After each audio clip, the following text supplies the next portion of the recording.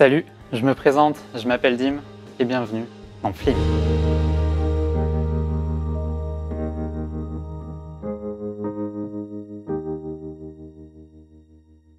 Que ce soit au cinéma ou bien sur YouTube, il y a des personnes qui créent et proposent des vidéos aussi différentes les unes que les autres. Et derrière chacune d'elles se trouvent des gens bourrés de talent et d'imagination. Ici, on est sur Internet et ce média est incroyablement riche. Aussi bien autodidacte que sorti d'école, les créateurs seront toujours étonnés par leur technique et leur réalisation. Et le film, c'est un peu un moyen pour moi de vous montrer qu'un contenu propre, c'est quelque chose qui se travaille. Dans la vie de tous les jours, nous communiquons afin de se comprendre et de partager nos idées. Et comme vous pouvez vous en douter, le domaine de l'audiovisuel en fait de même. On commence alors cette chronique avec un procédé primordial pour tout raisonnement logique, qu'il soit visuel ou sonore. J'ai bien entendu parler du montage. Le montage est un élément cinématographique très important. Et pourtant, il faut savoir qu'il n'est pas apparu dès le début du cinéma. En effet, Méliès ou les frères Lumière faisaient avant tout des plans séquences, et c'est essentiellement avec l'arrivée de Griffith et son œuvre The Birth of a Nation que le montage apparaît réellement. Le montage est un outil narratif, il dynamise ce que l'on voit et donne également du sens. L'enchaînement de plans, bien qu'il peut paraître anodin, sert à signifier une continuité et une cohérence scénaristique. Prenons par exemple l'expérience de Kuleshov. Il a montré qu'un spectateur interprétait mieux les images dans leur succession qu'indépendamment les unes des autres. Son idée a été de filmer un plan d'un acteur totalement inexpressif et l'a tiré en 3 exemplaires pour l'entrecouper de plans d'une soupe, d'un cadavre et d'une femme. Cette expérience a alors montré que les spectateurs, après visionnage, pensaient percevoir chez l'acteur la faim, la tristesse et le désir. Et pourtant, c'était un seul et même plan d'une personne inexpressive. La beauté du montage, c'est qu'on puisse le voir comme l'une des 3 écritures d'un film. Il y a une première écriture au scénario, une seconde au tournage et une dernière au montage. Et c'est ça qui est beau, c'est qu'à une étape où l'histoire a déjà été écrite, où elle a déjà été tournée, l'histoire peut de nouveau se réécrire.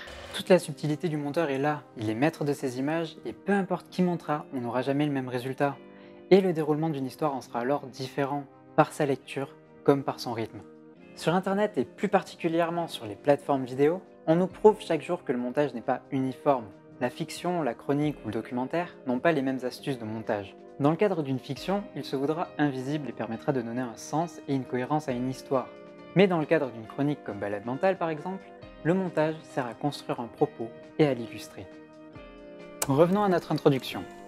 Ici, on comprend aisément que j'écris quelque chose sur mon ordinateur. Là, je prépare mon décor. Et enfin, je suis prêt à tourner. J'ai tout simplement fait en sorte que mon personnage se déplace d'un point A à un point B. Imaginons ma timeline, c'est-à-dire l'espace où je vais placer mes plans pour monter mon introduction.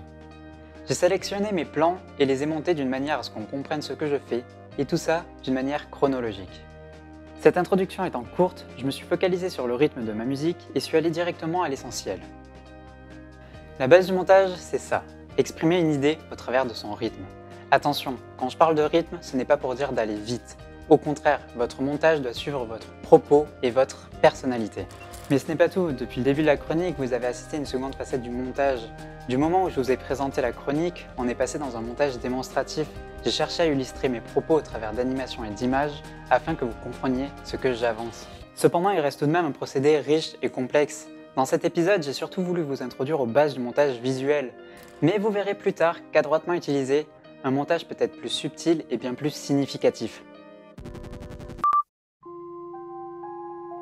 Enfin voilà, je suis un monteur parmi tant d'autres. Ici, vous venez de voir ma façon de faire, ma vision du montage, et pourtant, Internet regorge de monteurs.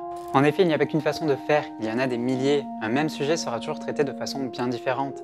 Et ça, grâce au montage, grâce à la vision du monteur, grâce à votre façon de voir les choses et de les exprimer. Sur ce, j'étais bien content de vous parler. Je vous dis à bientôt, et surtout n'oubliez pas, rien ne vous empêche de créer. Chaque œuvre est unique et votre montage sera votre moyen d'expression.